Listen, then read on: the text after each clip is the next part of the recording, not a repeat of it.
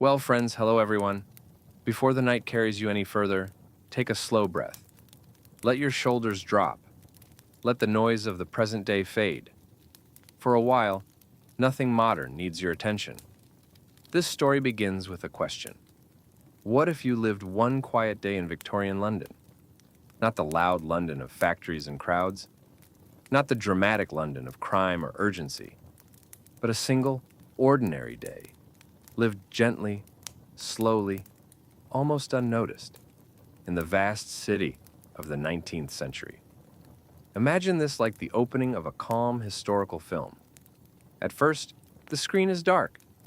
Then, very slowly, light begins to appear. This is Story of America. And tonight, we step across the ocean, into the soft hush of Victorian England, seen not through chaos, but through calm.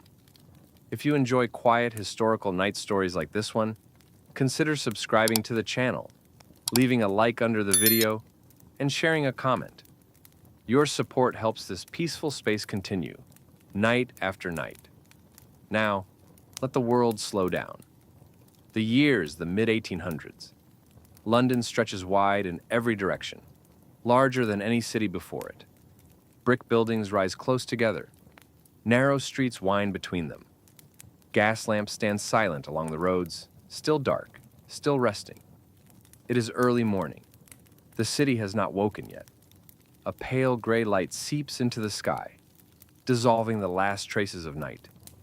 Fog lingers low, hugging the cobblestones and curling softly around iron railings. The air's cool and damp, carrying the scent of stone, coal smoke, and the distant river. Somewhere far off, a church bell marks the hour. Not sharply, not urgently. Just a single steady sound, drifting through the mist. On a quiet street lined with brick townhouses, windows remain dark. Curtains hang still. Doors are closed. The city holds its breath. Inside one modest room, sleep lingers. The space is narrow but orderly. A small fireplace rests against one wall, its ashes cold from the night before. A wooden chair stands near a simple table. Heavy curtains soften the light coming in through the window. A body rests beneath thick blankets.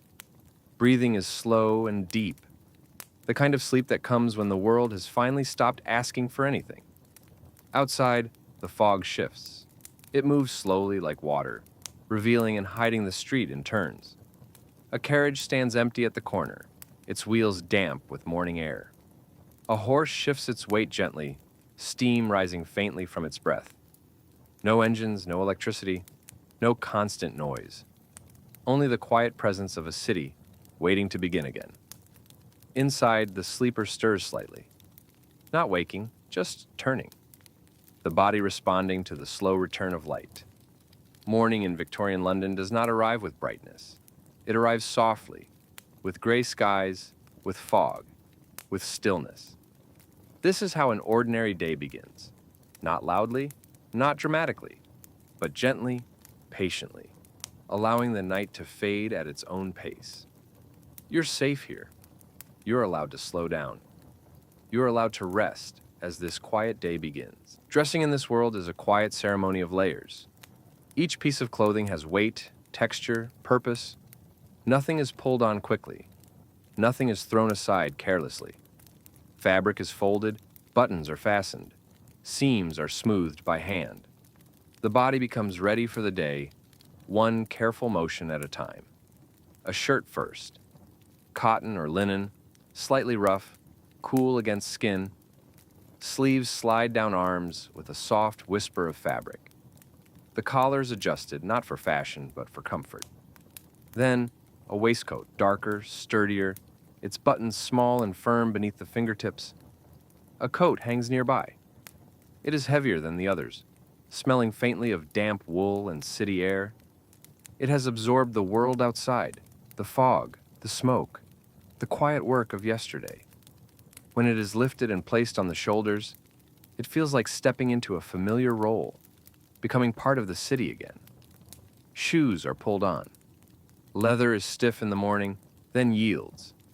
Laces are tightened slowly, each pull steady. The soles are thick enough for cobblestone and wet streets, worn smooth in places from repeated paths. The small room feels warmer now.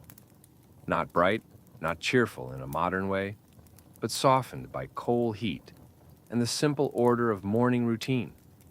The fireplace glow is low and steady, a quiet presence rather than a spectacle. Outside, the fog begins to thin slightly. It does not disappear.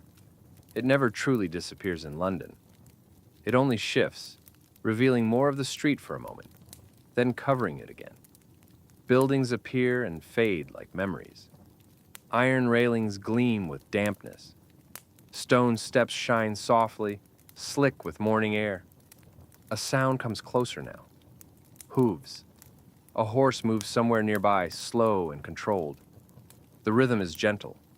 Hoof on stone, a calm pattern that blends into the city's waking hush. A carriage wheel follows, wood and iron turning quietly, not racing, only traveling. The door opens. The hallway outside is narrow, smelling faintly of coal smoke and old wood. Light is dim here too. London morning light does not brighten, it merely reveals. You step down carefully. Staircases are steep, railings are cold under the hand. Each step creaks slightly, and the sound feels intimate, as if the building is aware of your movement and acknowledges it in its quiet language. At street level, the world feels different. The air is cool and damp, entering the lungs with a clean sharpness. It smells of stone, soot, and the faint sweetness of bread somewhere baking. The fog carries everything, blending scents together so that each one arrives softly, then fades. A narrow street stretches ahead. Brick townhouses stand in neat lines, windows still dark in many places. A few lamps remain unlit, their glass damp, their iron posts cold. London is waking, but slowly, as if reluctant to disturb the quiet. A man sweeps a doorstep. The broom moves steadily, brushing damp dust and leaves aside. There is no hurry in the motion, just repetition, the kind of work that makes a place feel cared for. Another figure passes, carrying something wrapped in cloth. Footsteps are soft, careful on the wet stone. The person does not look up much. Eyes are down, watching the ground, navigating puddles, staying quiet in the gray morning. The city sounds are still muted. No shouting, no crowded rush. Only small movements beginning one by one. In the distance, a bell rings again. Not close, not loud, but steady. It floats over rooftops and through fog, a reminder that time is moving forward, even if the city feels suspended. You walk slowly. London is vast, but in this moment it feels intimate. Narrow streets, close walls, the soft hush of damp air, every sound absorbed, every movement softened. This is the quiet London. Not the London of chaos, but the London of routine. The London of ordinary lives beginning again beneath a gray sky. And as the fog continues to shift and the street slowly fills with the first gentle signs of life, the day opens wider, inviting you deeper into its calm rhythm. The fog outside continues to drift as if it has nowhere else to be. It curls along the street and gathers in the corners where brick meets stone, softening every line the city tries to draw. Iron railings become silhouettes. Doorsteps fade into pale gray. The cobblestones shine faintly with dampness, reflecting whatever little light the sky is willing to offer. Inside the room, warmth is only a memory. The fireplace holds a soft scent of ash and coal from yesterday, but the embers are long gone. The air is cool, not harsh, just firm enough to make blankets feel heavier and more comforting. The kind of cold that makes you want to stay still a little longer. Breathing remains slow, then, gently, the rhythm changes. A slightly deeper inhale, a slower exhale. The body begins to rise toward waking, not suddenly, but like a tide that lifts without asking permission. A faint sound comes from the street below. Not a roar, not a rush. Just the distant roll of a cartwheel, wood against stone, moving somewhere in the fog. It passes quietly, then disappears, leaving the silence behind as if it never left. The curtains hang heavy. Their fabric absorbs light. It keeps the room dim and calm, holding the night's softness inside, even as morning arrives outside. Only a thin seam of gray shows along the edge where curtain meets window frame. A hand moves, slowly, lazily. Fingers curl, then loosen again. The body is still wrapped in warmth, still safe, but awareness has returned enough to notice the room again. The ceiling above is plain. No decoration meant to impress, only practicality. A place for sleep, for quiet, for the daily act of waking and continuing. The floor creaks faintly as weight shifts. It is an old sound, a familiar sound, the language of wood and time. The room is modest, but it holds steady, faithful, doing what it was built to do. A body finally sits up. Blankets slide down slowly, heavy cloth folding in soft layers. The air touches skin, cool and fresh. A brief shiver passes through the shoulders, then fades. A small fireplace waits in silence.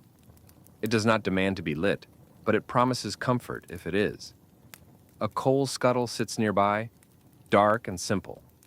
A few pieces of coal rest inside, ready to become warmth again. A match is struck.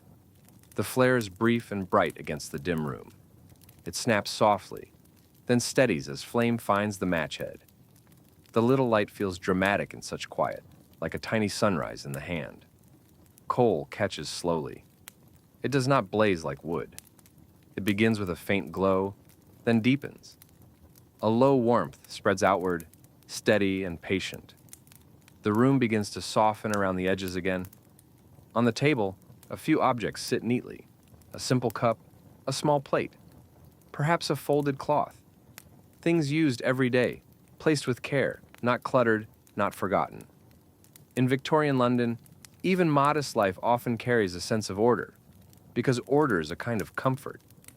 Outside, the city remains mostly asleep. But there are signs. A door opens somewhere down the street.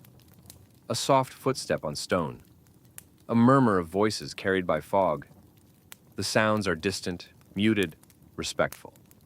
The fog makes everything quieter, as if London itself has decided to speak softly this morning. You move slowly. There is no alarm, but there is habit. There is the steady knowledge that the day will ask for small things. Washing, dressing, warmth, food.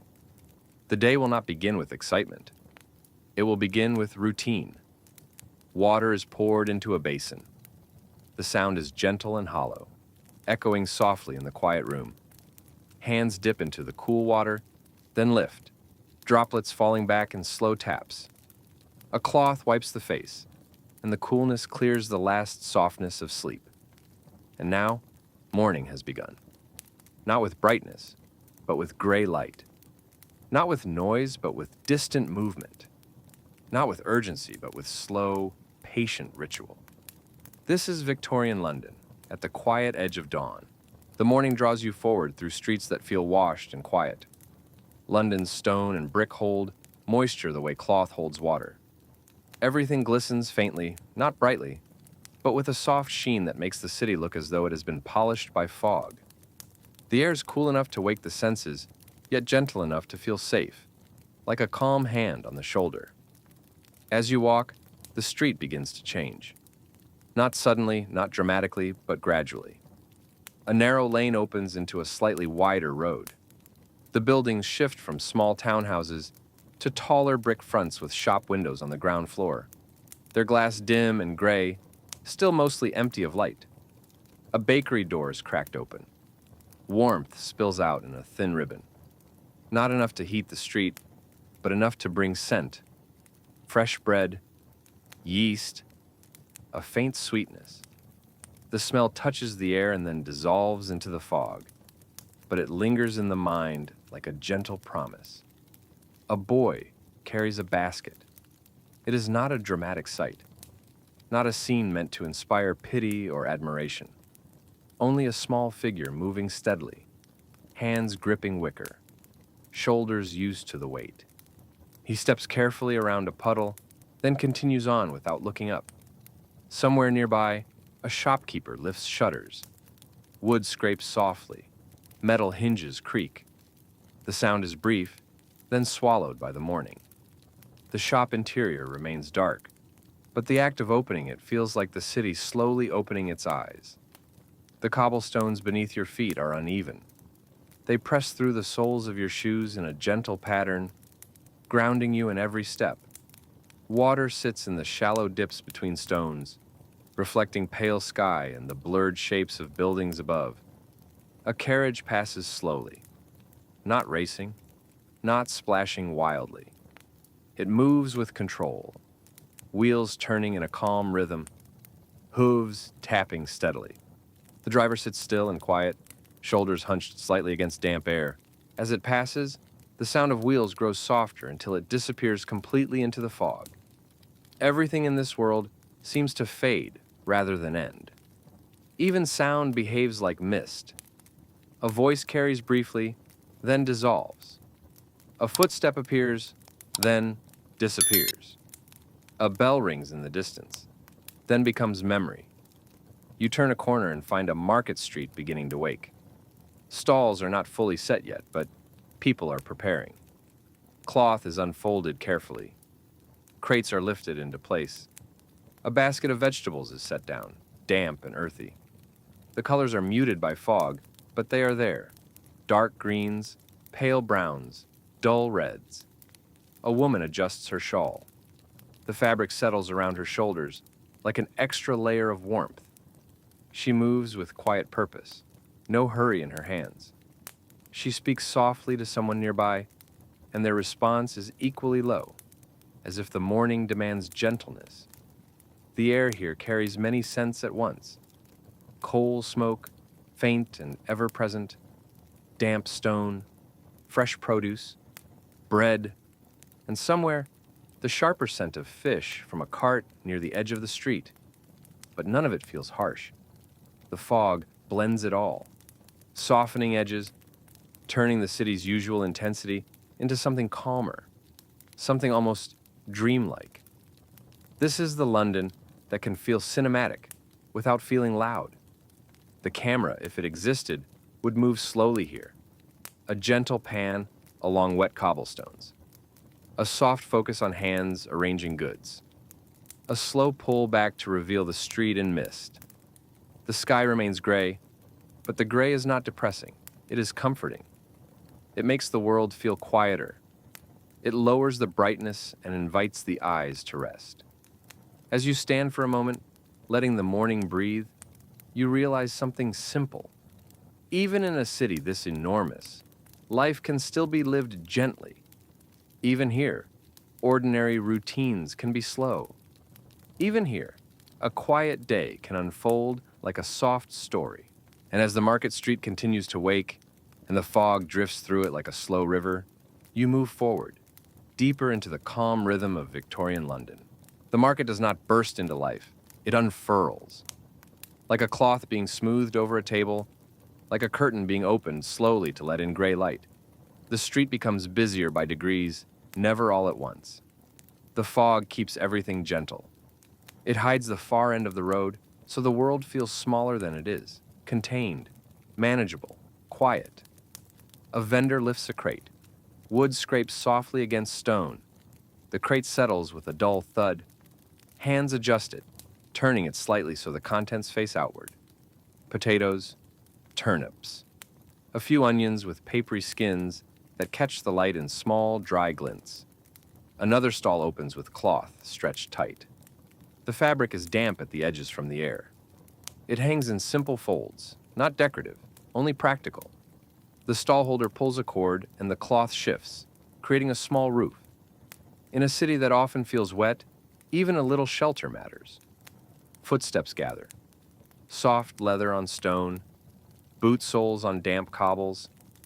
The quiet rhythm of people moving carefully, avoiding puddles, navigating around each other without needing to speak loudly. Voices are low, a question, a response, a small laugh that quickly dissolves into the morning. The fog swallows sharpness. It turns the market into a muted soundscape, as if someone has lowered the volume on the city without turning it off. A woman examines a loaf of bread. Her fingers press lightly against the crust. She smells it briefly, then nods. The vendor wraps it in paper with practiced movements, folds crisp, hands quick but calm. Money changes hands. Coins clink softly, then vanish into a pocket. Nearby, a boy carries a stack of newspapers under his arm. He calls out a headline, not shouting, just projecting. The words drift through the air and fade. Most people do not stop. A few do, reaching into a pocket, taking one paper, folding it neatly. Then the boy moves on, shoes splashing lightly through a shallow puddle. The city's day has begun, but still, it is not loud. Not yet. And in this story, it will not become loud at all. We stay with the quieter edges, the small scenes, the soft routines that exist even in a great city.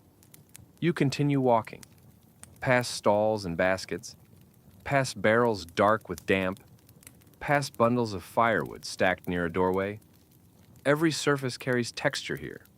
Rough brick, worn stone, fraying cloth, iron railings cold to the touch. A narrow lane opens beside the market street. It leads away from the busier area into something calmer. The buildings lean closer together, their upper floors almost meeting above you. The lane smells stronger of coal smoke, and the air feels cooler here, shaded by brick. A cat slips along the edge of the wall. It moves quietly, body low, steps light. It pauses near a doorway, ears turning toward a sound you cannot quite hear, then continues on, disappearing into fog. You reach a small shop window. Inside, dim shapes rest on shelves. Perhaps books, perhaps cloth, perhaps simple household goods. The glass is slightly clouded from damp, and it reflects the street more than it shows the interior. Still, it gives the sense of a contained world behind it, quiet and ordered. A church bell rings again, distant. It marks time without urgency. The sound drifts over rooftops and across streets like a slow reminder that the day is moving forward, whether anyone hurries or not. The sky remains pale and gray, but the light is slowly strengthening. Fog begins to lift in thin strands, not disappearing, only rising a little higher, revealing more of the building's upper stories, more of the street's length. You notice how the city feels at this hour. Not like a machine, not like an engine, but like a living thing that wakes gradually, stretching, adjusting, beginning its routines. And in the midst of it, your own movement remains slow. No need to rush, no need to chase anything, only to witness the quiet life unfolding. Victorian London in this gentle hour feels like a film that has decided to linger on the small details. Damp cobblestones, low voices, hands wrapping bread, fog curling around iron railings. And as the market continues to open and the lane beside it offers quieter pathways, you drift onward, carried by the city's calm rhythm. The farther you move from the market, the more the city seems to soften. London is still London, still vast, still heavy with history and brick and iron, but here the morning feels quieter, less crowded, as if the city has left a small pocket of silence untouched. Streets narrow again. The noise of commerce fades into a low murmur behind you, and the fog becomes a gentle companion rather than a curtain. A row of houses stretches along the street. Their brick faces are darkened by damp and soot, but there is care in them. Windows are framed neatly, doorsteps are scrubbed, iron railings line small areas at the front, enclosing little patches of stone or earth where a plant might survive in a pot, stubborn and green against the gray. A woman shakes out a rug. The fabric moves like a wave, sending tiny flecks of dust into the air that immediately disappear in the dampness. She does it calmly, without annoyance, as if this task is simply part of mourning, as natural as breathing. Farther down, a man stands near a doorway, rolling up his sleeves. He pauses to look at the sky, not expecting it to change, but acknowledging it anyway. Then, he steps inside again, closing the door with a soft click. The street is wet but not flooded. Puddles sit in shallow places between cobblestones. Reflections of windows tremble slightly when your foot passes nearby. The water's dark, holding the color of soot and sky. You walk carefully, naturally. In this world, everyone learns to move with the street, to step around puddles, to avoid slick stones, to keep their pace steady, not rushed, not careless. A faint smell of soap drifts from an open window. It mixes with coal smoke in a strange but gentle way, reminding you that behind these brick walls, ordinary life is unfolding. Washing, cooking, warming the day. A small sound follows you. The soft hiss of fog against iron. The distant clink of a bucket. A far-off carriage wheel, nothing sharp, nothing sudden, only the steady background of a city learning to wake. At the corner, a lamppost stands. A gas lamp, tall and dark, its glass casing dull with moisture. It is unlit now, resting. But its presence reminds you of the coming evening, when the city will glow in small, warm pools of gaslight, soft and flickering, never as harsh as electricity. You turn onto a slightly wider road. Here, the buildings rise taller. Shops line the ground level. Above them, windows stack upward in rows. Curtains hang still. A few windows show movement behind glass. A silhouette passing, a hand adjusting fabric. A delivery cart stands near the curb. The horse is calm, head lowered slightly, steam rising faintly from its nostrils. The cart's wooden sides are dark and damp. A man lifts a sack from it, the fabric heavy and worn, and carries it inside with steady arms. There is no hurry. Even in work, there's a kind of slow acceptance. The day is long. The tasks will be completed in their time. You pass a doorway where coal is stacked. Black lumps piled neatly, ready to become warmth in fireplaces across the street. The scent of coal is familiar here, part of the city's breath. It is everywhere, woven into the air, into clothing, into the brick itself. The fog begins to thin a little more. The street ahead is clearer now. The far end of the road becomes visible. The city stretches outward, not infinite, but wide enough to feel endless. And yet, your day remains small. A quiet walk, a slow pace, an ordinary morning lived gently. This is the hidden softness of Victorian London. Not the grand monuments, not the crowded rush, but the damp streets, the quiet chores, the steady movements of people waking into routine. As you continue forward, the light strengthens slightly, and the city begins to reveal more of itself, opening like a book, one page at a time. The morning continues to brighten, but London refuses to become truly bright. Even as the sky lightens, it remains soft and gray, as if sunlight has been filtered through layers of cloud and mist and soot. The city keeps its muted palette: brick browns, iron blacks, stone grays, and the pale sheen of dampness on every surface. You drift toward a quieter square. Here, the street opens slightly, giving the air more room. A few trees stand behind iron railings, their branches bare or thin depending on the season, their shapes delicate against the sky. The leaves, if present, hold moisture and move only slightly when the breeze passes through.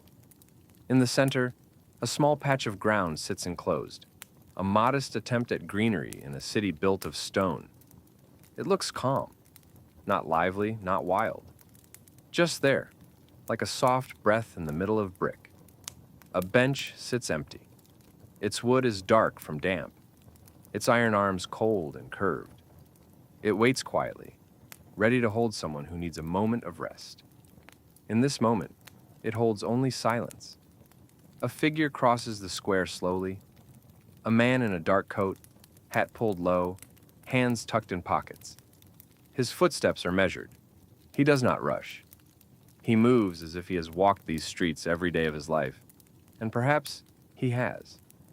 From somewhere nearby, a kettle whistles faintly. Not the sharp whistle of modern appliances, but a soft, rising sound behind a window, quickly quieted. It reminds you that inside these houses, morning has fully begun. Fires being stirred, tea being prepared, bread being sliced. A child's laugh drifts for a second, then fades. It is small and distant, softened by air and brick. The sound feels like sunlight in this gray world. It appears briefly, then disappears, leaving the square calm again. You continue along the edge of the railings. Iron is cold beneath your fingertips if you touch it. Moisture gathers on it, making it slick. The metal feels heavy, permanent. Victorian London is full of iron. Railings, fences, lampposts, gates. It shapes the city's silhouette as much as brick does. The smell of coal grows stronger as you pass a cluster of chimneys. Smoke rises in thin, steady lines, then bends with the breeze. It mixes into the low clouds above, becoming part of the sky itself. The scent is not pleasant, but it is familiar, woven into this world. A delivery boy moves past, carrying a small parcel. He keeps his head down, stepping around puddles with quick but careful feet. His coat is worn, his hat slightly too large. He disappears down the street without looking back. The city is now awake. Not fully loud, not fully busy, but awake. More footsteps, more doors opening, more carts rolling. Yet everything remains gentle in tone, muffled by damp air and fog. You pass a shop window where glass reflects the square behind you. Inside, objects rest neatly. Cloth folded, bottles lined up. A row of small items arranged with care. The display feels quiet, orderly, calming. Even commerce here can look like still life, like a scene meant to be observed slowly. A sign hangs above the shop. Its letters are painted by hand. Simple. Not flashing, not calling for attention. It creaks slightly when the breeze moves it, then settles back into stillness. The day feels steady now. Morning routines are underway. Tea is being poured. Fires are being tended. Streets are being swept. Life is flowing forward gently, guided by habit rather than hurry. And through it all, London continues to feel like a film shot in soft light. No harsh edges, no bright colors, only texture and atmosphere. Damp stone, soot-dark brick, low smoke, pale sky. As you move on from the square, the city stretches ahead again, offering more quiet streets, more small scenes, more gentle routines. A quiet day in Victorian London continues, one soft step at a time. As the morning settles deeper into itself, the city begins to hum in a low, steady way. Not loud, not chaotic. Just a gentle undercurrent of movement that runs beneath everything, like the sound of distant water. London is too large to be silent for long, but it can still be quiet in its own way, especially when you move through it slowly, choosing calmer streets, letting the louder ones remain at the edges. You turn into a lane lined with small workshops. The buildings are narrower here, their brick faces darker with soot. Windows are smaller, often streaked from years of damp air and smoke. Some shutters are open now. Inside, you can see hints of work. A bench, a tool, a shape of cloth or wood or metal waiting to be shaped. A door stands open slightly. Warmth leaks out.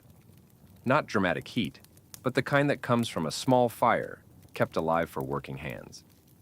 The smell inside is different too. Oil, wood shavings, leather, damp cloth. A quiet scent of labor.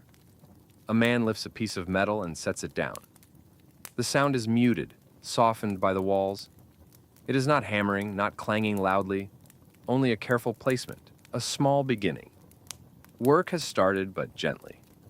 Across the lane, someone sweeps again. Bristles scrape against stone in steady strokes, gathering debris into a small pile. The motion is repetitive, almost calming. The street is being prepared for the day as carefully as a room is prepared each morning. You pass a narrow doorway where steam rises faintly. Inside, water is heating. Perhaps laundry is being washed. Perhaps tea is being brewed. The steam escapes in small breaths, dissolving quickly into the cool air outside. The sky remains pale. Fog still exists, but it is thinner now, rising slightly higher, leaving the lower streets clearer. The tops of buildings, vanish into gray above, but the street level feels more visible, more defined. A carriage moves past at a steady pace. Wheels roll softly. Hooves tap and pause. The driver sits upright, reins held loosely but with control.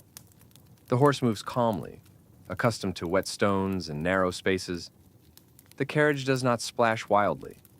It moves carefully, almost politely, as if aware that the street is shared by people walking, by deliveries, by the slow choreography of the city. A faint smell of warm bread returns again. Somewhere nearby, another bakery has opened. The scent drifts out and then is carried away by breeze, leaving only a soft memory of comfort. A small shopkeeper sets out goods, not many.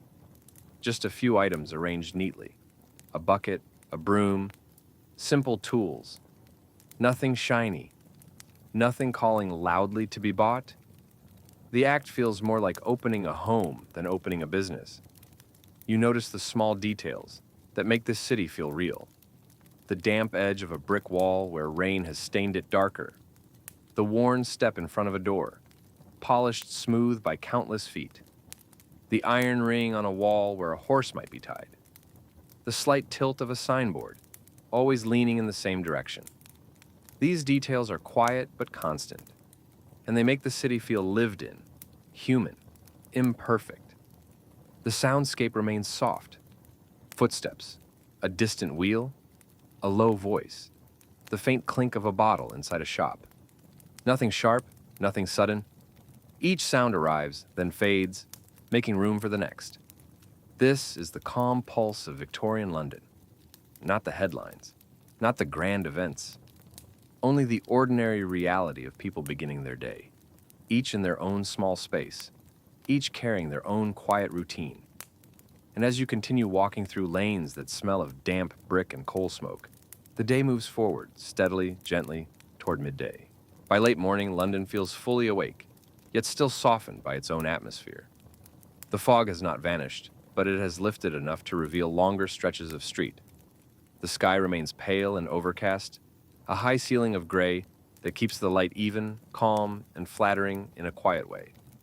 Shadows are faint here. Nothing is sharply defined. Everything looks like it belongs in a slow film, the edges softened by damp air. You find yourself near a busier road. It is not loud in a modern sense, but it is more active. More carts roll by, more footsteps pass, more voices overlap briefly before dissolving. The city moves, but it moves in layers, not all at once. A man pushes a handcart. Its wheels squeak softly, wood and iron working together. The cart carries sacks, perhaps flour or coal, stacked carefully. The man's shoulders lean forward into the work, but his pace remains steady, controlled. He knows the street. He knows where the stones are slick, where puddles collect, where crowds form. A woman steps aside politely to let him pass. Her skirts brush the damp air. She holds a small basket in one hand, the wicker dark with moisture.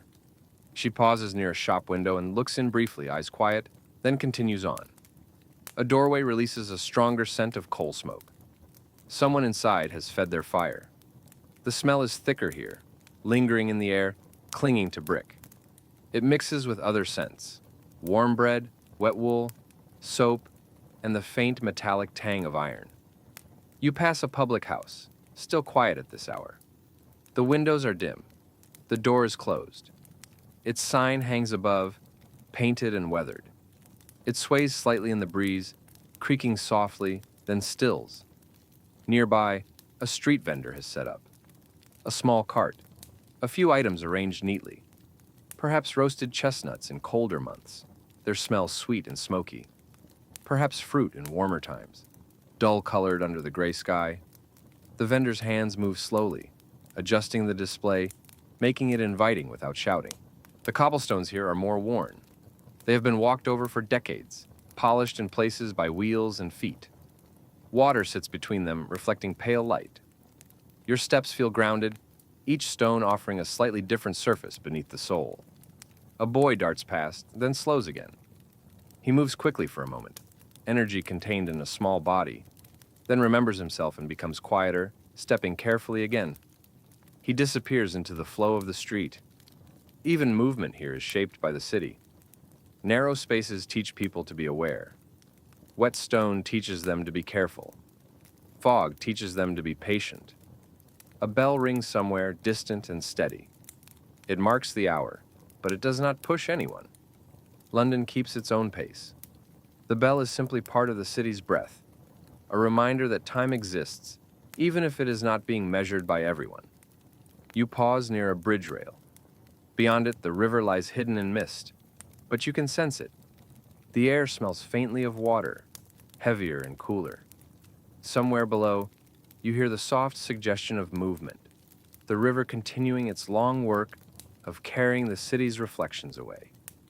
A boat horn sounds faintly, then disappears. Not loud, just a distant signal, swallowed almost immediately by air and fog. You breathe in slowly. The damp air fills the lungs. It is cool, grounding. It carries the city's texture with it. Brick, coal, water, wool, stone. It is an atmosphere you do not just see. You feel it in the chest. Late morning in Victorian London is like this. A steady presence, a quiet motion, a city alive without needing to shout. And as the hours drift toward midday, the pace remains gentle. Work continues. Deliveries are made. Shops open. Streets fill slightly more. But in this story, we stay with calm. We let the city be large in the background and small in the moment. And we continue on, step by step, into the quiet middle of the day. Midday in Victorian London does not arrive with sunlight. It arrives with a subtle shift. The gray sky lightens slightly, becoming a brighter shade of pale, and the city seems to lift its head a little. The fog, now thinner, hangs higher, leaving the street level clearer. The air remains cool, still damp, but it feels less like dawn and more like a steady day settled into place. The streets are fuller now, not crowded in every corner, but busier than before. More carts pass. More people move with purpose. Shops are open, their doors inviting, their windows reflecting the pale world outside. And yet, the noise remains soft. London has many sounds, but in this overcast air, everything is muffled. It is as if the sky itself absorbs sharpness. A shop bell rings gently as someone enters. The sound is small, polite, not alarming. Inside, shelves hold goods arranged neatly. The air smells faintly of paper, soap, cloth, and something warm from a stove in the back. A woman behind the counter wraps an item carefully. Paper folds crisp. String is tied with practiced fingers. The parcel is placed into waiting hands with quiet efficiency. Money changes hands with a faint clink of coins, then disappears into pockets and drawers. On the street, a man stops near a vendor. A brief exchange, a small nod, a purchase made. The world continues. You move toward a quieter side street. Here, the activity fades slightly. The buildings feel closer again. The lane narrows, and the footsteps become fewer. The air smells more of damp brick and less of food and markets. A small courtyard appears between buildings. It is not grand, just a hidden space. A patch of stone with a few buckets, a broom leaning against a wall, a line strung between 2 points where cloth hangs to dry. Everything is simple, ordinary. A woman hangs laundry carefully. Her hands lift fabric, pin it, smooth it. The cloth is pale against the dark brick, moving slightly in the breeze. The act feels calm and steady, like a quiet prayer repeated daily. Somewhere nearby, a pot boils. You cannot see it, but you hear the faint bubbling through a window, left slightly open. The sound is soothing, repetitive, like water speaking softly to itself. Midday hunger begins to appear gently. Not sharp, not demanding, but present. The thought of warm tea, a small roll, a simple meal. London is full of places to eat, but in this quiet day, the meal remains simple, unhurried, taken without drama. You find a small place where people pause, a modest shop selling tea or bread. Not bright, not crowded, just steady. Inside, Warmth holds the air. The smell of fresh bread and tea leaves is comforting, softening the dampness clinging to your coat. A cup is placed in your hands. It is warm, radiating heat through fingers. Steam rises gently, curling into the air, then fading. The scent is earthy and calming. The first sip is simple and steady, warming the chest, easing the cool air you have been carrying inside. There is quiet around you. Low voices, a chair scraping softly, a small laugh, the faint crackle of a stove. No music, no modern noise, no rushing. Just the calm presence of people living ordinary lives, pausing briefly before returning to their routines. You finish slowly. There is no sense of needing to leave quickly. The cup is set down. The warmth remains in the body, even as you step back out into the cool air. Outside, the city continues. Carts roll steadily. Footsteps pass. A distant bell marks another hour. But the pace remains gentle. Midday in Victorian London can feel heavy, not in a burdensome way, but in a grounding way. The city is built of stone and brick, and the day carries that same steady weight. And as you move forward again, leaving the warmth behind and returning to damp streets, the day begins its slow turn toward afternoon. Still calm, still quiet, still unfolding with patience. The afternoon begins to feel heavier in a gentle way. Not heavy with sadness, not heavy with burden, but heavy like wool, like stone, like the quiet weight of a city that has been awake for many hours and is now beginning to slow. The sky remains gray, but its light softens, becoming less bright, more muted, as if the day is lowering its voice. The streets shift subtly. They are still active, still moving, but the movement changes in character. Deliveries feel fewer. People walk with a slightly slower pace. Conversations are shorter. The city's energy begins to fold inward, turning gradually toward home.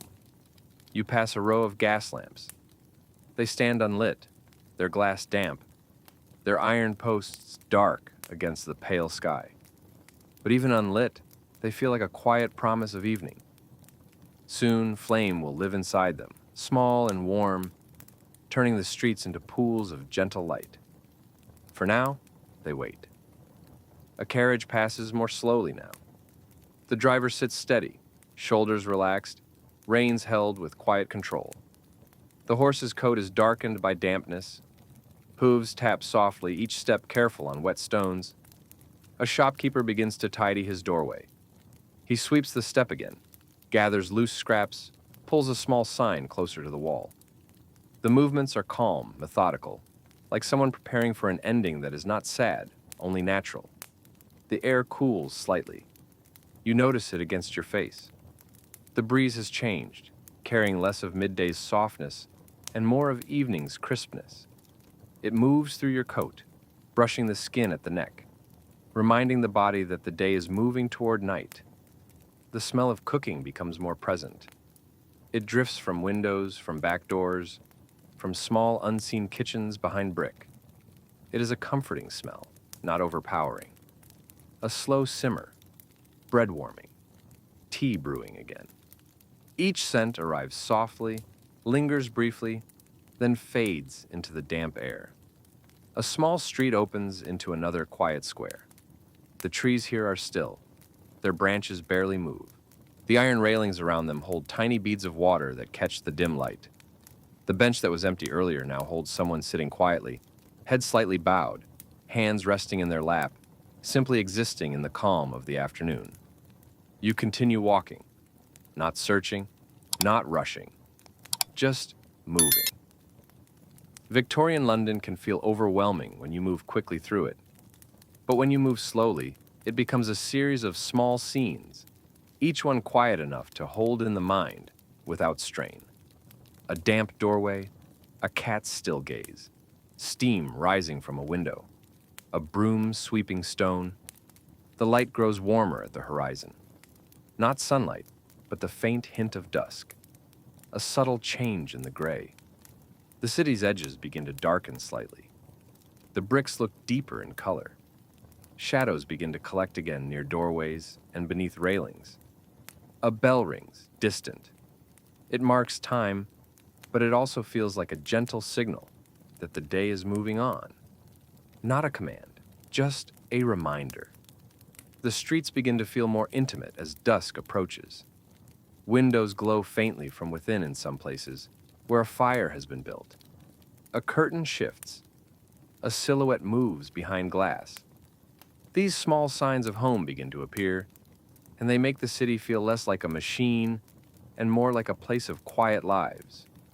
This is the turning point of the day. Afternoon, leaning into evening. The city preparing to soften, work beginning to settle into memory, and as you continue through the damp streets, letting the air cool around you, dusk draws nearer, promising gaslight, warmth, and the quiet shelter of night. Afternoon in London arrives almost without being noticed. There is no sharp divide between midday and later hours. The light does not change dramatically, because the sky remains a soft gray ceiling. Instead, the shift is felt in smaller ways, in the steadier flow of footsteps, in the slightly different smell of air, in the quiet sense that the day has moved past its center and is now slowly leaning toward evening. The streets continue their calm motion. Carts roll by with a familiar rhythm. Hooves tap softly on stone. People pass in coats and shawls, their faces neutral, their eyes focused on the ground ahead. The nearest doorway, the next turn. London always feels like it is in motion, but you can still find a gentle pace inside it. You walk along a street where shop windows reflect the pale sky. Glass catches the world and turns it into a soft mirror. Brick shapes, damp cobbles, the occasional silhouette moving past. Inside the windows, objects are arranged carefully. Cloth folded, small boxes stacked, simple goods lined up in neat rows. The order feels soothing, as if someone has taken the time to make the world look calm, even when the city itself can feel heavy. A man carries a bundle of newspapers under his arm. He moves steadily, not calling loudly now, just delivering. He slips into a doorway, leaves a stack, then continues. The papers will be read later, folded and held close, then used again in practical ways. Wrapping, kindling, padding. You pass a narrow alley where the air feels cooler. The buildings lean close. The light becomes dimmer. Dampness clings more strongly here, and the scent of brick and soot is sharper. The alley leads toward another street, but it also feels like a quiet tunnel through the city's body. A cat sits near a doorway, watching. Its fur looks dark against the wet stone. Its eyes follow movement without urgency. It blinks slowly, unbothered. In a way, the cat belongs perfectly to this calm day. Present, quiet, unhurried. Back on the main street, you notice the small signs of ongoing work. A man repairing a wheel, hands moving steadily. A woman arranging goods in a basket, fingers quick but gentle. A child carrying a small pail, walking carefully. These actions are simple, ordinary, and they give the city its true character. The air carries new smells now. Coal smoke remains, always. But there is also the faint scent of cooking beginning somewhere. A richer warmth, subtle, drifting through open windows. A hint of onions, perhaps, or stew simmering slowly. Not strong yet, but present enough to suggest that home is beginning to pull at the day. The river becomes noticeable again as you near it. The air grows heavier with moisture. The scent changes, becoming cooler, darker. The sound of water is not loud, but it exists beneath the city's other sounds, steady and constant. You pause on a bridge. Below, the river moves slowly, mostly hidden by mist. Barges drift along, their shapes dark and low. A man stands on one, moving with careful balance. The sound of water against wood is soft, repetitive, soothing. The city beyond looks endless. Rows of chimneys, brick walls, a pale sky pressed above it all. Yet here on the bridge, the moment feels still. A breath in, a breath out. and the day continues. Afternoon in Victorian London is not about excitement, it is about steadiness. A slow continuation of routine, a gentle carrying of tasks toward completion, a quiet leaning toward evening. And as you move away from the river, back into the streets, the light begins to soften slightly, and the city prepares, quietly, for the slow arrival of dusk. Night arrives in Victorian London like a curtain being drawn slowly across the city. Not all at once, not with a sudden darkness.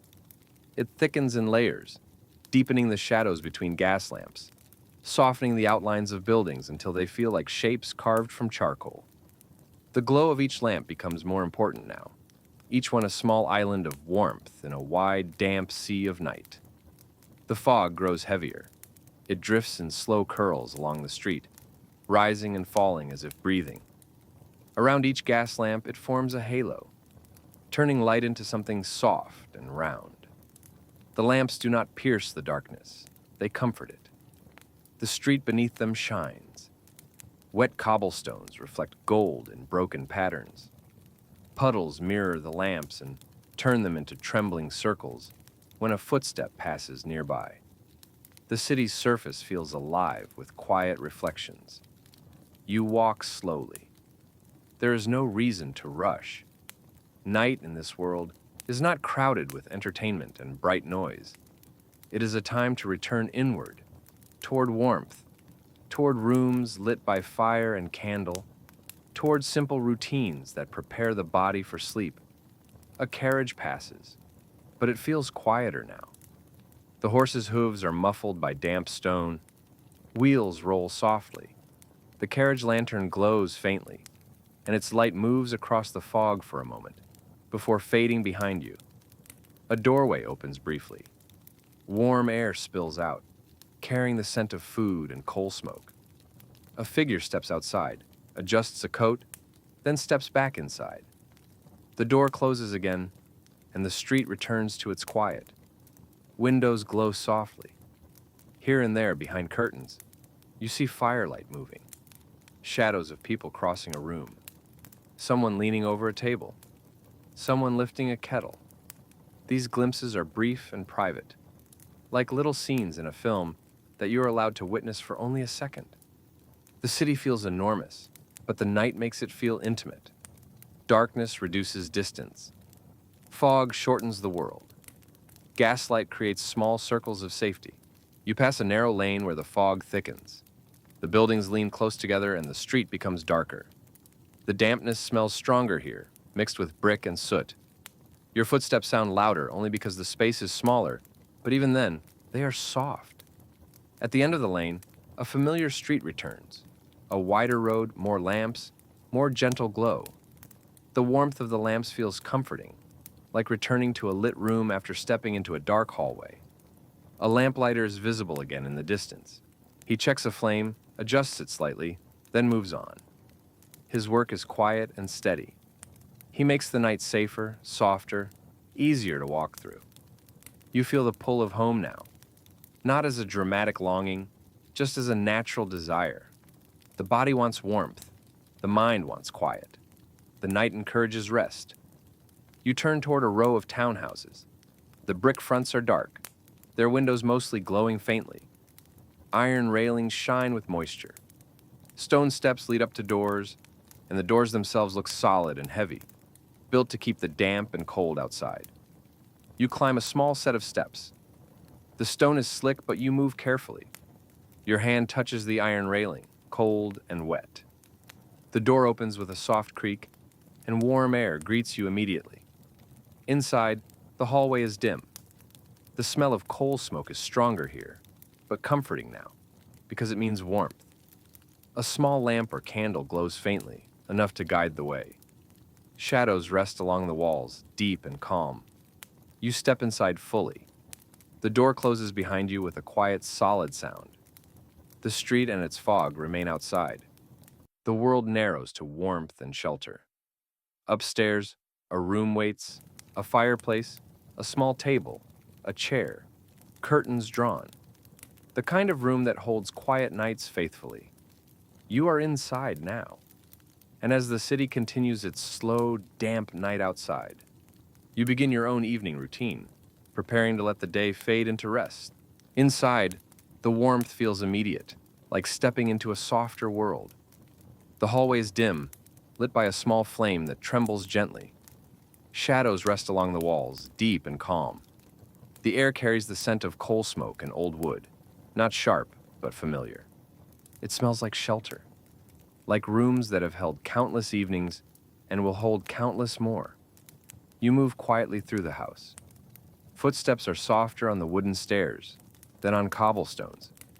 Each step creaks faintly, a small, honest sound that belongs to old buildings. The railing is smooth in places from years of hands.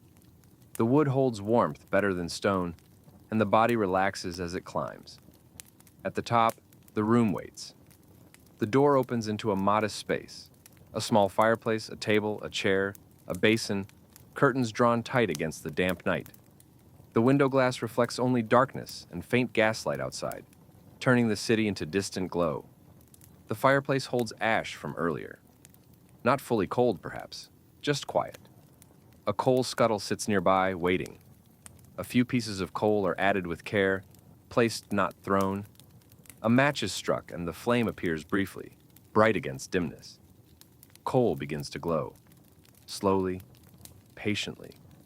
Unlike wood, it does not leap into flame. It warms from within, becoming a steady red-orange heart. Heat spreads outward quietly, and the room softens further. A kettle is set near the fire. It does not whistle dramatically. It simply warms. A faint thread of steam rises eventually, barely visible in low light. A lamp is lit. The flame is small, but it changes the room. Light pools on the table. The chair becomes clearer. The basin gleams faintly. The corners remain shadowed, but the shadows feel gentle, like places where the day can disappear. Evening routine begins. A coat is removed slowly, hung carefully. Damp wool releases the city's scent. Fog, coal, whetstone. The fabric hangs heavy, and the air in the room immediately feels cleaner without it. Shoes are unlaced, leather loosens, and feet find the floor again, warmer now than outside. The body feels lighter as each layer is set aside. The day's weight carried in clothing and movement is slowly released. Water is poured into the basin. The sound is soft and hollow, echoing gently. Hands dip in. Coolness touches skin, then fades as warmth returns. A cloth wipes the face, the neck, the hands. The act is simple, grounding, a quiet way of telling the body, "You're home now." Outside, the city continues, but it is distant. Through curtains, you sense the glow of gas lamps, the faint roll of a carriage somewhere far off, the muffled murmur of voices that never reach clarity. London is still alive, but it is wrapped in fog and night, softened enough to feel like background rather than pressure. Inside, supper is small and quiet. Perhaps a bowl of stew warmed near the fire, perhaps bread with butter, perhaps a cup of tea. The food is simple, meant to comfort rather than impress. The kettle pours, steam rises, the cup warms your hands. The first sip is gentle, earthy, calming. It warms the chest and loosens the last tightness left by cold streets. The room becomes more intimate. Firelight and lamplight mix, creating warm tones on wood and brick. Shadows shift slowly, breathing with the flame. The world outside becomes less important with each passing minute. Time slows. There is no bright clock face glowing. No modern noise. Only quiet routine, the steady work of evening. Warmth, cleanliness, small nourishment, gentle stillness. This is the safe center of the night. The city can be vast and heavy, but inside this room, everything is contained. The day does not demand anything more, and as the coal fire continues its steady glow, and the tea warms the body from within, the mind begins to loosen, preparing to drift into rest. The room grows quieter, as if it is settling into itself. The tea is finished slowly. The cup is set down with care. There is no clatter, no sharp sound. Everything in this space seems to move gently now, as if the night has softened your hands along with your thoughts. The coal fire has found its steady rhythm. It does not crackle the way wood does. It glows. It hums with heat that feels constant and reliable, like a calm heartbeat at the center of the room. The warmth spreads evenly, easing the damp chill that clung to your coat outside. The lamp flame flickers slightly, not wildly, just enough to make shadows move along the wall in slow waves. The table's surface glows in a small pool of light. Beyond it, the room fades into darkness, corners becoming quiet places where nothing needs to happen. You hear the city only as a distant suggestion. A carriage wheel far away, rolling over wet stone. A faint voice that never becomes clear words. The soft hiss of fog against the window glass. London remains outside, wrapped in gaslight and mist. But it no longer feels close. It feels like a faraway scene, something you might watch from behind curtains, safe and removed. A small task is done before sleep. The basin is emptied. The cloth is folded. The chair is pushed back into place. These actions are simple, but they create order, and order creates calm. The fire is adjusted. A coal is shifted slightly with a small tool. The glow deepens. The room warms a little more. The act feels careful, almost tender. You are preparing the night, making sure it stays gentle. Curtains are checked. They hang thick and heavy, blocking drafts and hiding the outside world. When you pull them tighter, the room becomes even more private, even more sheltered. The gaslight halos outside fade into nothing. Now, the room belongs fully to night. A bed waits, covered in heavy blankets. The fabric is thick, meant for cold nights and damp air. The bed is not luxurious in a modern way, but it is comforting. It is built for rest, for deep sleep, for the body's quiet repair. You move toward it slowly. Clothing is folded or hung. Each layer removed feels like letting go of the day. The body becomes lighter, freer, less burdened. The floorboards are cool beneath bare feet. Not cold enough to shock, just cool enough to be noticed, grounding you in the present moment. Then, you step back into warmth as you climb into bed. Blankets settle over you. Their weight is immediate, a gentle pressure that feels protective. The wool holds heat close. The world outside becomes even farther away. The lamp is turned lower or covered. Light dims. Shadows deepen. The room becomes a soft cave of warmth and quiet. The coal fire continues to glow, not bright but steady. A faint warmth remains in the air. The sound is nearly nothing, only the quiet presence of heat. Breathing slows. Inhale, exhale. The mind begins to drift again. Thoughts are fewer now, softer, less defined. Images rise briefly. Fog on cobblestones, gas lamps glowing, steam from tea, the warmth of the room. Then they fade. Time becomes less important. The day has finished. Tomorrow can wait. Tonight is for rest. And as the lamplight fades further and the coal fire holds steady, the room becomes a perfect place for sleep. Warm, dim, quiet, and safe. With London outside as nothing more than a distant, softened whisper. Dusk in Victorian London feels like the city slowly exhaling. The light fades without drama. The gray sky simply deepens, shifting from pale to darker tones, as if ink is slowly spreading across paper. Edges blur again. The dampness in the air grows more noticeable, cool against the cheeks and hands. The city does not become silent, but it becomes softer. Gas lamps begin to awaken. Not all at once. One at a time, a lamplighter appears down the street, carrying a long pole. He moves steadily, not hurried, his work practiced. He stops beneath a lamp, lifts the pole, and with a small motion, flame catches inside the glass. A warm light blooms, small, golden, flickering. It does not cut through the mist like electricity would. It glows gently, creating a pool of warmth on wet cobblestones. Reflections shimmer faintly in puddles. The light feels comforting, like a candle placed on the street. The lamplighter moves on. Another lamp blooms, then another. Slowly, the street becomes dotted with soft gold, and London begins to look like a film set for a quiet evening scene. Shops start to close. Not abruptly, but with steady ritual. Shutters are lowered, doors are locked, signs are brought inside. A shopkeeper stands in the doorway for a moment, looking down the street, then turns and disappears into warmth. Footsteps continue, but they change. There are fewer hurried deliveries, more people moving toward home, coats pulled tighter, scarves adjusted, conversations softer, shorter. The air carries richer smells now. Coal smoke thickens as fireplaces are fed again. Cooking scents drift more strongly. Stew, bread, tea, something warm simmering behind brick walls.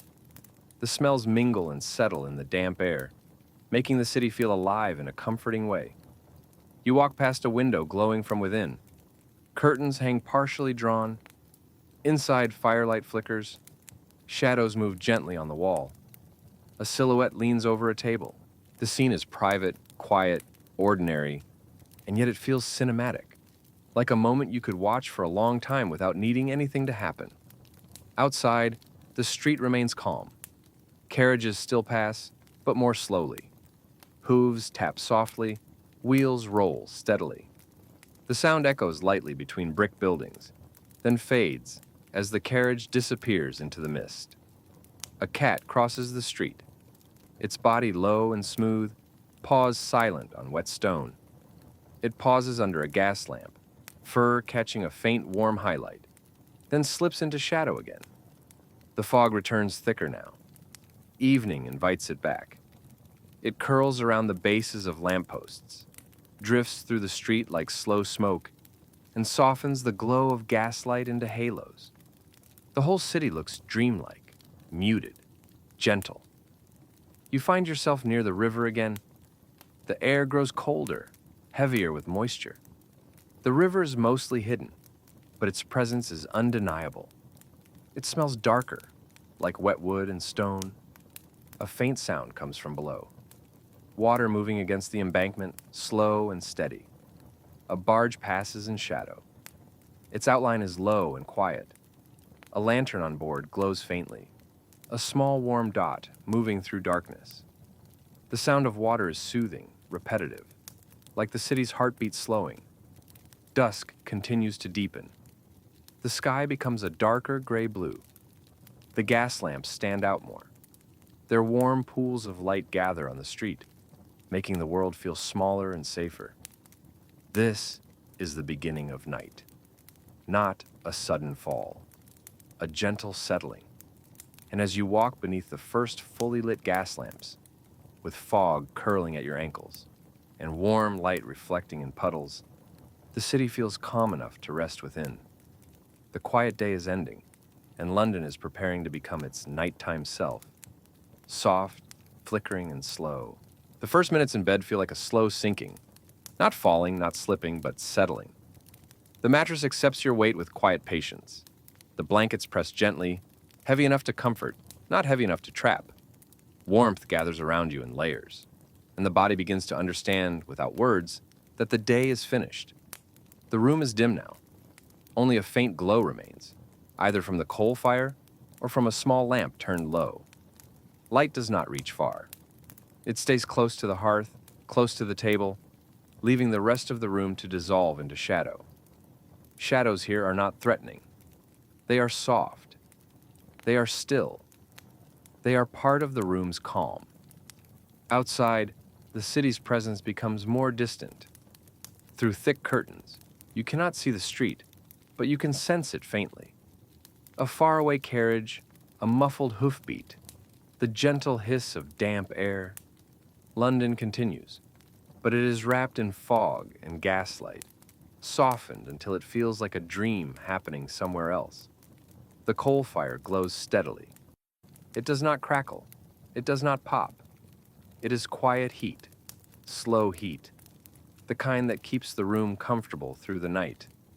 The glow deepens and fades slightly as air moves, but it never becomes bright. It remains a low, warm heart at the edge of the room. Breathing begins to change. At first, it is normal. Then slowly, without effort, it lengthens. Inhale becomes deeper. Exhale becomes longer. The pauses between breaths grow softer, wider. The body relaxes in small steps. The jaw loosens. The forehead smooths. Shoulders sink deeper into the bedding. Hands unclench, fingers resting naturally. The mind begins to blur. Thoughts lose their sharp edges. They become quieter, less complete. A memory appears, then fades before you can hold it. An image of a gas lamp halo in fog. A wet cobblestone reflecting gold. Steam rising from a cup. Then nothing. A faint sound from the building. A creak somewhere in the wood. A quiet settling of beams. Old houses speak in small sounds. Not warning sounds, just living sounds. The building adjusts itself, then becomes still again. The city outside continues to drift. Somewhere, a door closes softly. A distant voice murmurs. Then silence returns. The night grows deeper. Fog thickens again, pressing gently against windows. The gas lamps outside continue their warm glow, but it does not enter the room. It stays outside, making halos in the mist, turning the street into soft circles of light. Inside, everything narrows to warmth and breath. The blankets hold you. The mattress supports you. The air remains calm. Time loosens its grip. Minutes stop being counted. The mind no longer marks the passing of moments. There's only the present sensation of rest, the quiet comfort of being safe indoors, while the city sleeps outside. Sleep approaches, not suddenly, not forcefully. It arrives like fog itself, slowly filling space, softening edges, lowering the world's volume until everything becomes gentle and far away. And as the coal fire continues its steady glow, and the curtains keep the night at bay, your awareness drifts further until the room, the city, and even the day itself begin to fade. Somewhere beyond the rooftops and chimneys, beyond the river and the narrow streets, the night begins to turn. It does not feel like morning yet, not even close. The darkness remains thick, and the sky is still deep, but there is a subtle change in the air, the kind of change the body senses before the mind can name it. The world is still asleep, yet the earth continues its slow movement toward dawn. Inside the room, sleep remains deep. The body is quiet and heavy, resting without effort. Breath rises and falls in a slow rhythm, steady and calm. The blankets hold warmth close, and the air in the room feels balanced, protected from the damp chill outside. The coal fire is now only a quiet presence. Its glow is faint, hidden beneath ash, but the warmth remains soft and reliable. Coal does not rush. It burns with patience, keeping the room gentle through long hours. Outside, London lies wrapped in fog. Even at night, the fog does not fully disappear. It drifts low, hugging the streets, clinging to iron railings, turning gaslight into hazy halos. The city looks like a painting softened by moisture and mist. Gas lamps continue their steady glow. Their light is warm and small, scattered through the streets like distant candles. Reflections tremble in puddles. Wet stone shines faintly beneath them. The city's brightness is gentle, never harsh. The sounds of the city are rare now. A single carriage far away, moving slowly, wheels faint, then gone. A door closing somewhere in the distance. The soft, steady hush of damp air. Most of London is still. Chimneys stand dark against the sky. Brick walls hold quiet. Windows remain closed and covered. In thousands of rooms like yours, people sleep under heavy blankets, held by the same calm night. The river continues to move. Even unseen, it carries the city's reflections and shadows. It slides beneath bridges, past embankments, past the sleeping shapes of boats. It never stops. It never hurries. It simply continues, the way it always has. Inside, awareness remains far away, There are no clear thoughts, no plans, no sense of self beyond breath and warmth. Sleep holds the mind in a soft emptiness, calm and complete. If dreams come now, they are faint, not stories, only impressions. A gas lamp glowing in mist, a wet cobblestone street, a quiet cup of tea warming hands, a warm room behind curtains. Then even these fade. Time passes unnoticed. In this world, night is not filled with glowing screens and constant signals. It is allowed to be long and uninterrupted. Darkness is trusted. And slowly, very slowly, the sky begins to change. Not brightening yet, but thinning slightly. A deep blue begins to replace the darkest black. Stars remain, but their sharpness softens. The fog seems to lift a fraction, as if preparing itself for morning's arrival. The city stays asleep, but the night has begun to loosen its grip. And as the world continues its slow turning, carrying London gently toward dawn, the room remains warm and still, and sleep continues to hold you steady and safe. Sleep begins the way fog begins. Not as a single event, not as a sudden fall, but as a slow softening, a quiet filling of space, a gentle dimming of the mind's sharpness until thoughts are no longer separate things, only faint impressions that rise and dissolve before they can take shape. The room feels warmer now, even if the air has not changed, because the body has stopped resisting it, because muscles have loosened fully, because the mind has stopped asking questions. The coal fire glows quietly at the edge of awareness. It is not a sight you need to look at. It is simply a presence, like a steady hand placed near you without touching. The heat remains constant. The glow deepens beneath ash, then softens again. The lamp is low or gone. If there is any light at all, it is faint, a gentle wash across the nearest wall, barely enough to suggest shapes. The rest of the room is shadow, and the shadow feels calm, like velvet pressed against the world. Outside, London continues, but it is no longer clear. Carriage sounds are rarer now. Voices have thinned. The city is settling into its own rest, wrapped in damp air and gaslight. If a sound reaches you, it reaches you as a whisper, a distant wheel, faint and slow, a door closing far away, the murmur of water in the river somewhere beyond the streets. Each sound arrives softly, then disappears, leaving silence behind as smooth as stone. Breathing slows further. The chest rises. It falls. It pauses. The pause feels comfortable, not empty. The body is not struggling for air. It is resting in it. The breath becomes a quiet tide that moves without command. The mind drifts into gentler territory. Thoughts are no longer sentences. They are textures, warmth, darkness, the weight of blankets, the softness of fog outside, a faint memory of gaslight halos in the street, the smell of coal and damp brick, the calm of tea warming the hands. Then, those impressions dissolve too. The building creaks once more, very faintly, a small settling sound in the wood. Then nothing. The room returns to stillness, so complete it feels like floating. Time loses its edges. Minutes do not matter. The idea of later becomes distant and meaningless. There's only now, only warmth, only the quiet pulse of breath.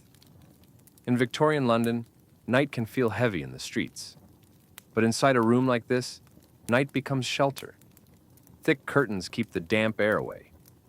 Brick walls hold steady. Coal heat remains calm and reliable. The city outside becomes part of a distant world, a world of fog and lamps and wet cobblestones, a world that continues but does not demand. Your world here has narrowed to rest, and as the body sinks deeper, as the mind fades further, sleep arrives fully, gently, carrying you away without effort, until the room becomes only warmth and darkness and quiet breath. The deepest part of the night has a certain stillness that feels almost sacred. It is not dramatic. It is not announced. It simply arrives and settles. like a heavy curtain finally resting after being drawn closed. In this hour, the city outside becomes quieter than it was before, as if even London, with all its size and life, has decided to pause. Inside the room, everything is resting. The air is steady. The warmth from the coal fire remains gentle, not hot, not cold, simply balanced. The blankets hold their weight across the body, and that weight feels like protection rather than pressure. Breathing continues in a slow rhythm, so slow it seems to belong to the room itself, not only to you. Each inhale is quiet. Each exhale is warm. The body does not move much now. It is fully surrendered to rest. The mind is distant. If dreams pass through, they pass softly, without sharp images. They are more like feelings. The glow of gaslight, the hush of fog, the quiet clop of hooves on wet stone. But even these drift away quickly, leaving nothing behind. Outside, the city's sounds have thinned. No busy carts now. No clustered voices. Only the occasional faraway carriage, moving slowly through fog, its wheels sounding faint and then fading into nothing. The gas lamps continue to glow. They make small islands of warmth in the street, but through thick curtains, you do not see them. You only sense their presence in the quiet steadiness of the night. London's streets are dotted with gentle halos, softened by mist, making the city look dreamlike even when no one is watching. Fog presses lightly against windows. It clings to glass, turning the outside world into a blur. It makes the city feel smaller, closer, more intimate. It reduces distance, softens everything. The river moves silently through darkness. Its water carries reflections of lamps and sky. Barges drift. The sound is too far to hear clearly, but the river's existence feels certain, like an unseen heartbeat beneath the city. Inside, the coal fire settles deeper. Its glow may be faint now, hidden beneath ash, but its warmth remains. Coal burns slowly. It holds the night steady, preventing the room from becoming too cold. The building rests. Brick walls hold firm. Wooden beams remain quiet. A rare creak might come as the house adjusts to temperature and dampness, but it is not disturbing. It is simply the sound of age, the gentle voice of a structure that has lived through many nights. Time does not feel like time anymore. There is no sense of hours passing, no sense of how far away morning is. The night feels endless and calm, a wide, dark space where nothing needs to happen. This is what deep sleep feels like in Victorian London.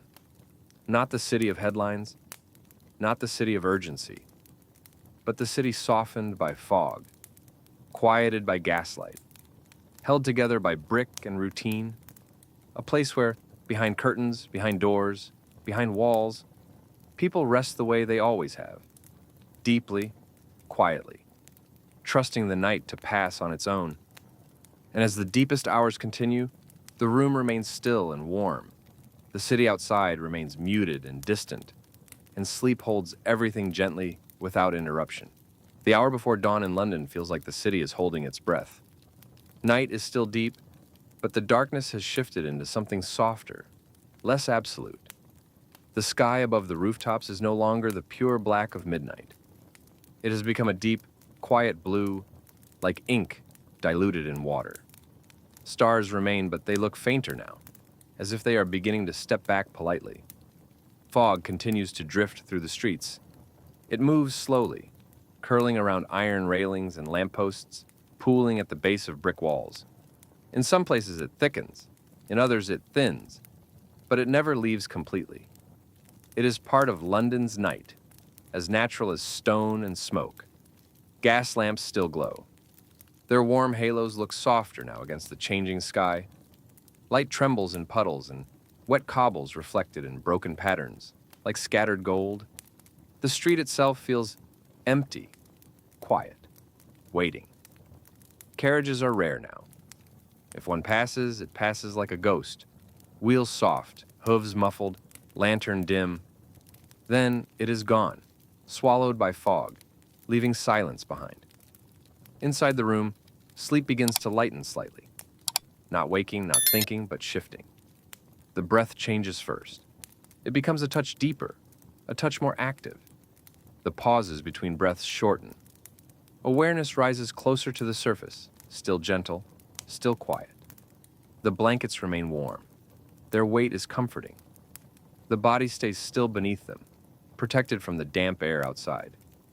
The room feels steady, familiar, safe. The coal fire is almost spent, but its warmth lingers. A faint heat remains in the air, held by brick and fabric. Even when the glow is gone, the room remembers warmth.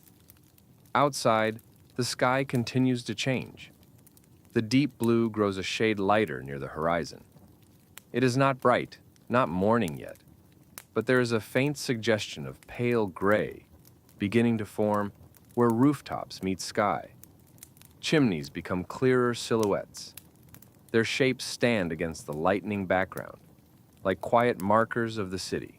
The roofs below them are still dark, still damp, still sleeping.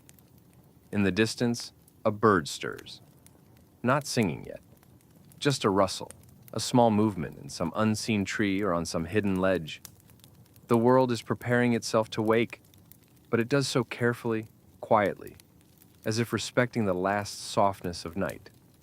The air outside feels colder now, not because the world is becoming harsher, but because night always cools most just before dawn. Dampness deepens. Fog feels heavier. The city's stone holds that coolness and releases it slowly. Inside, you remain warm. Breathing continues steadily. Sleep still holds you, but it holds more lightly now. Dreams, if they come, are softer and nearer to waking, like mist that drifts close to the ground. Time begins to feel possible again.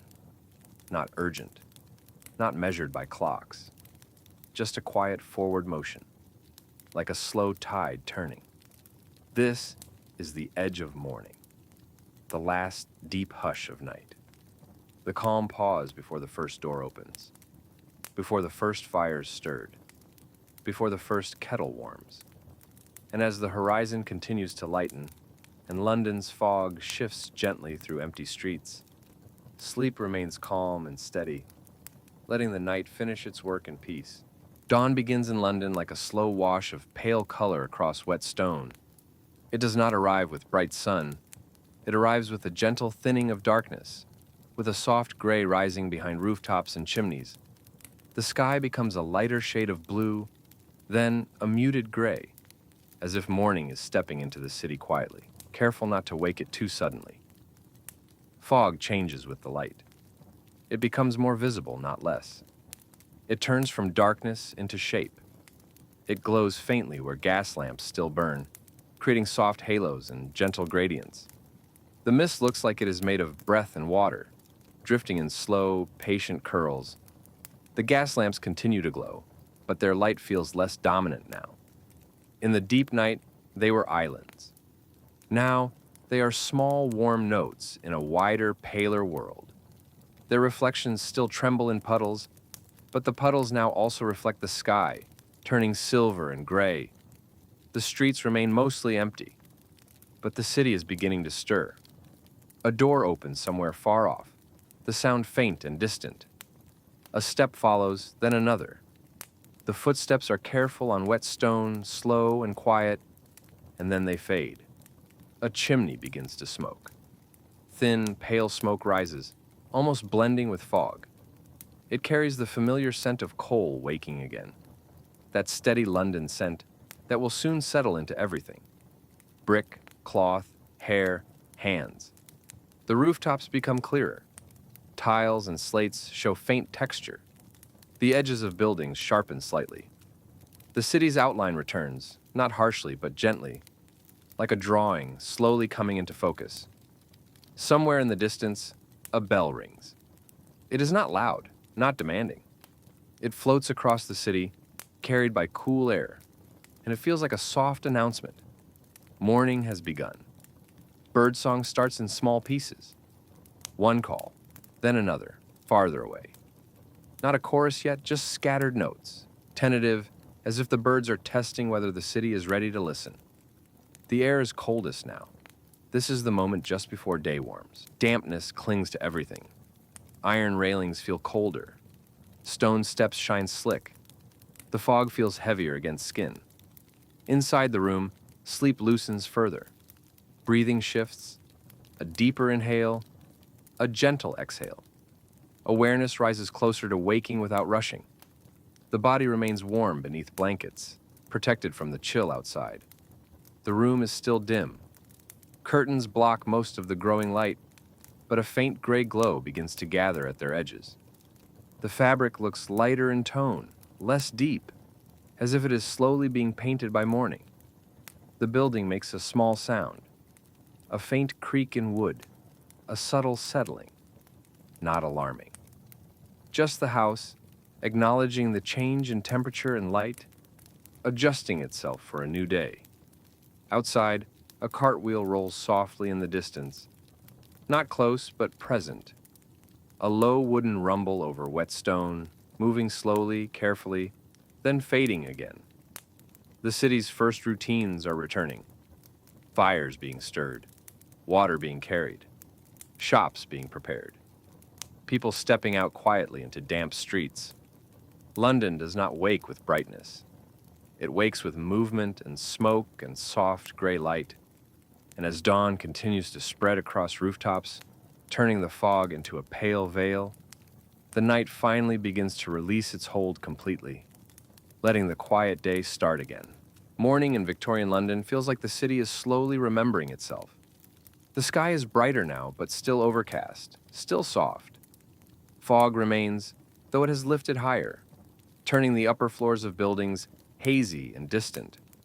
Street level is clearer, and the world begins to show texture again. The wet shine of cobblestones, the soot-dark brick, the iron railings beaded with moisture. Gas lamps are still burning in some places. Their glow looks faint against the growing day, like candles left lit a little too long.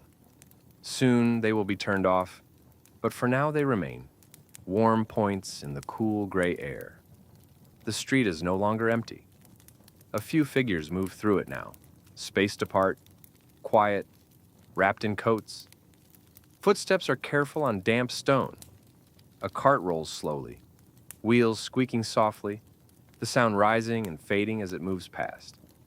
A boy appears with a bundle under his arm. He pauses at a doorway, sets something down, then continues. His movements are quick but controlled, as if he has learned how to move efficiently without making noise. A shopkeeper opens shutters. Wood scrapes softly, hinges creak. The shop interior appears dim behind glass, then brightens slightly as the shutters lift and gray light enters. The action feels like the city opening an eye. Chimneys smoke more steadily now. Thin streams rise and blend with fog, making the air smell stronger of coal. It is not an aggressive scent. It is simply present, woven into the morning like fabric. A bakery door opens and warmth spills out. Not heat that changes the street, but warmth that changes the feeling of the air. The scent of bread drifts out, gentle and comforting, and then the breeze carries it away. Birdsong grows more confident. It is still soft, still scattered, but now it overlaps. The city's early sounds begin to layer. The faint calls of birds, the roll of wheels, the occasional murmur of a voice, the soft sweep of a broom. In a quiet corner, someone is already sweeping a doorstep. The broom moves steadily, brushing damp debris aside. The repetitive sound is soothing, like a metronome for the morning. The fog continues to thin. Buildings become clearer. The street stretches farther before disappearing. The city feels larger again, but still softened by moisture and cloud. Inside your room, waking begins. Not suddenly, not sharply. Breathing shifts first. The inhale grows deeper. The exhale becomes shorter. The body stirs beneath blankets, warmth holding you gently. A shoulder moves.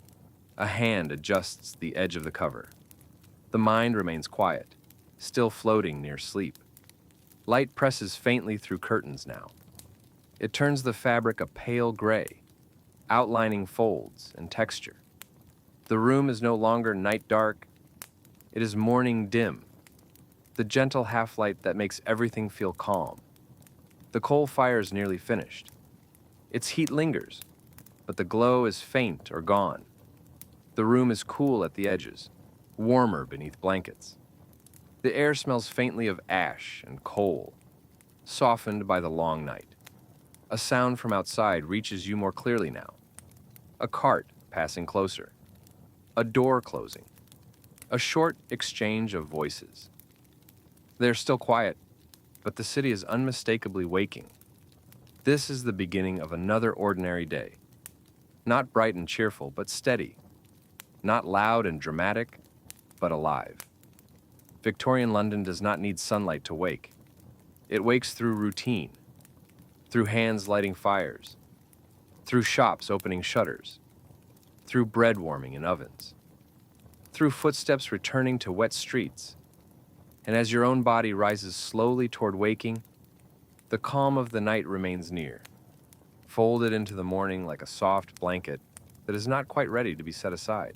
Morning has fully arrived, but London keeps its quiet voice. The sky is brighter now, a wide, pale gray stretching above rooftops. Fog has lifted higher, thinning into a light veil that softens the upper stories of buildings. Street level is clear, and the city's textures return. Soot-dark brick, damp stone steps, iron railings dotted with moisture, and cobblestones shining faintly where puddles still sit. Gas lamps begin to disappear from importance. Some have been extinguished. Others still glow faintly, their warm light now almost unnecessary against the day. The halos they made in the fog have faded, replaced by the even, calm light of morning. The streets are moving now, not rushing like a modern crowd, but active in the steady Victorian way.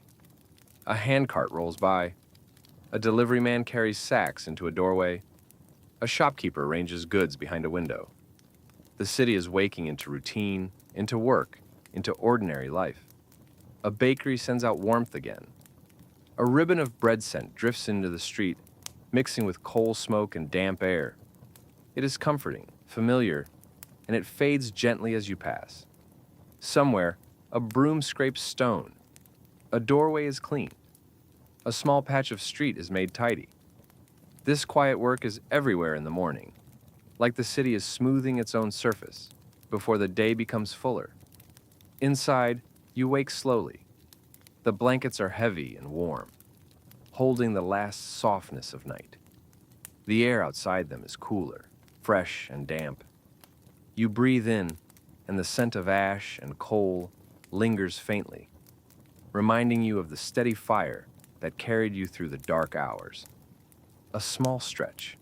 Hands lift, fingers open and close. Shoulders roll gently. The body feels rested, not energized like a machine, but restored in a human way, as if sleep has rinsed the mind clean. The room is dim but clear. Curtains still filter the light, turning it soft, calming. Furniture sits quietly where it belongs. The chair, the table, the basin, the fireplace. Nothing has changed, and that sameness feels like comfort. Outside, London continues its gentle morning pulse. Footsteps pass. A cartwheel turns. A distant bell marks the hour.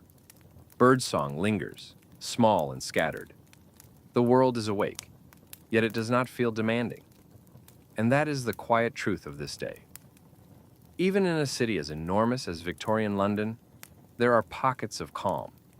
There are ordinary routines that unfold gently. Tea warming hands, shutters lifting, bread being wrapped, streets being swept, gas lamps fading as daylight takes their place.